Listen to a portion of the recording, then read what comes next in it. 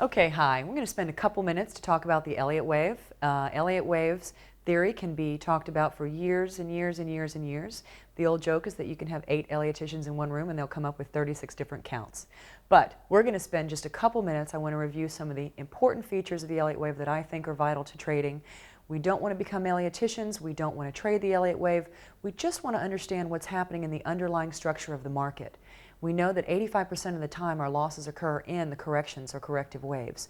So I'm going to show you a few keys to learning Elliott wave or to seeing where you're at on the chart. So let's go ahead and look. First thing I have here is our 534 AO oscillator. So this is our AO, and you see we have coming up, momentum coming down, we have a peak, we have it coming down, we're crossing zero, coming back, creating divergence. If you don't know what divergence is, refer to your special menu guide. Bill has a message for you. Okay, so there's a few basics. In the Elliott wave, we have waves 1, 2, 3, 4, and 5. There are always 5 wave sequences, followed by an A, a B, and a C sequence. And in these sequences, we have impulse moves and corrective moves. Waves 1, 3, and 5 are all impulse moves, or what we call trending moves. So this is a trend. So when we see a 1, 3, and 5 in the market, it's a trend. Now also, the C wave of the corrective waves, which are also in wave 4, C waves many times will look like an impulse wave within that corrective wave. But we're not going to get into great detail. We don't want to be Elliott wave traders here. We just want to know what type of behavior to expect from the market. So within wave 4, we have an ABC. So every wave 2 and wave 4 has an A, B, C pattern in it. Now these patterns can be different. They can have 3 waves or 5 waves. They'll have impulse and corrections within them.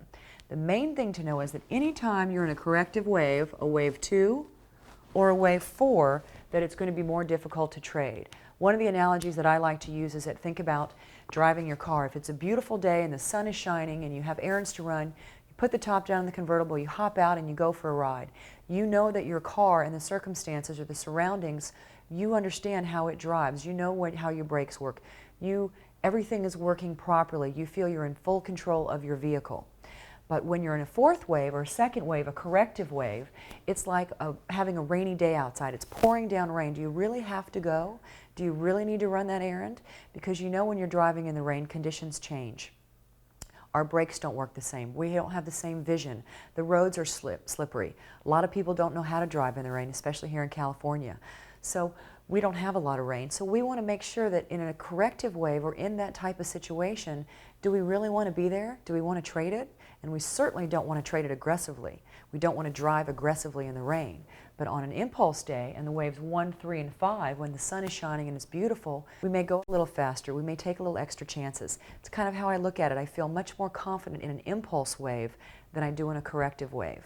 And the beauty of this is even if you don't know anything about Elliott wave, is the alligator will always let you know where you're at on a chart within seconds. But I'm going to give you a few more details to help you pick out some other points. Okay, so let's take a look. We have our 534 AO, which the first thing we're going to do when looking at Elliott waves, we need 100 to 140 bars. That's 100 to 140 bars on the screen. When we have that correct number of bars, we'll always look for the tallest peak on the AO. The tallest peak on the AO is always, always, always going to be wave 3 of some degree.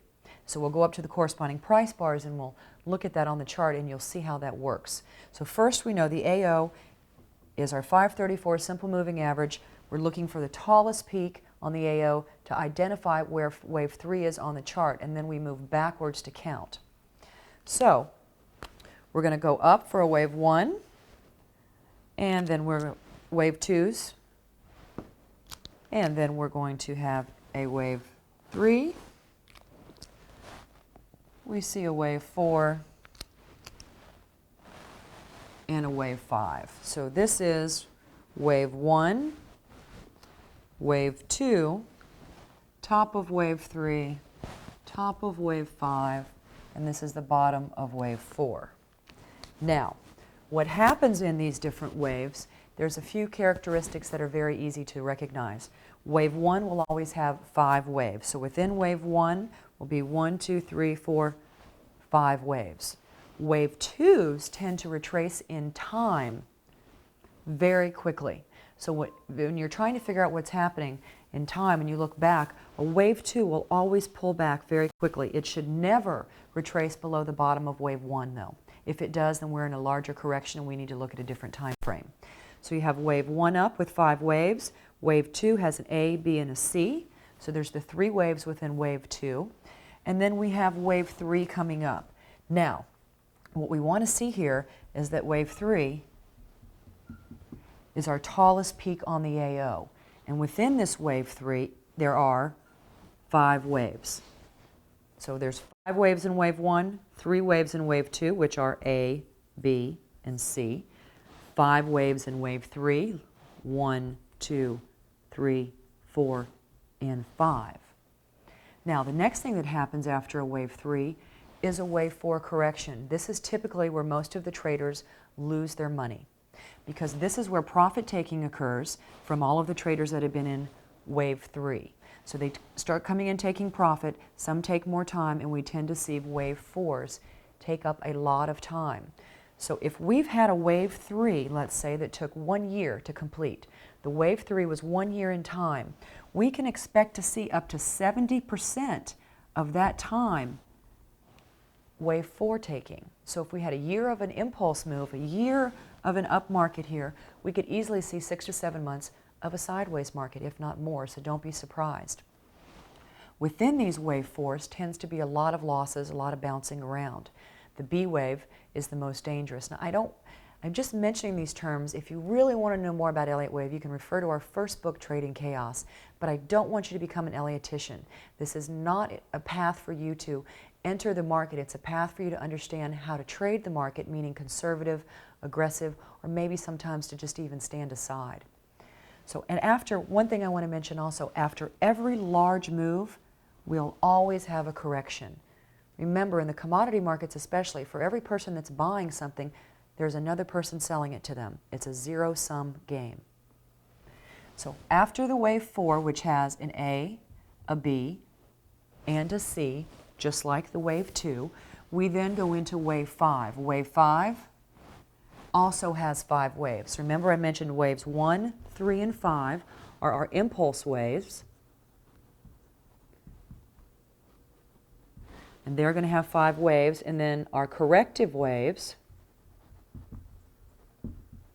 are 2 and 4. What the other thing I want you to notice to help you identify here within this is that we have a divergence. And this is also something that we mentioned that Bill will give you a message about in the special features guide if you don't understand what divergence is. Divergence between wave 3 and wave 5, and divergence between the peaks on the AO. Now, the other important thing that I want to mention is wave 4. If you have 100 to 140 bars in front of you, and you want to know if you have a correct or a complete 5 waves, the AO must cross 0 in wave 4. If it does not cross 0, then you haven't had a complete, larger degree 4th wave. Again, I don't want to get too detailed. I want to kind of leave it at this. What I most want you to know out of this whole lesson is, when we look at a chart, we see the market, we have a huge wave up. After that wave up, the market pulls back. After it pulls back, yet again, we have another impulsive wave. We want to be heavily trading in here.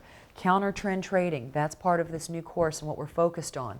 So most of the time at the bottom of these wave 2s, or the top of the wave 1, top of 3, bottom of 4, 95% of the time you're going to have a bullish or a bearish divergent bar to help you enter this trade.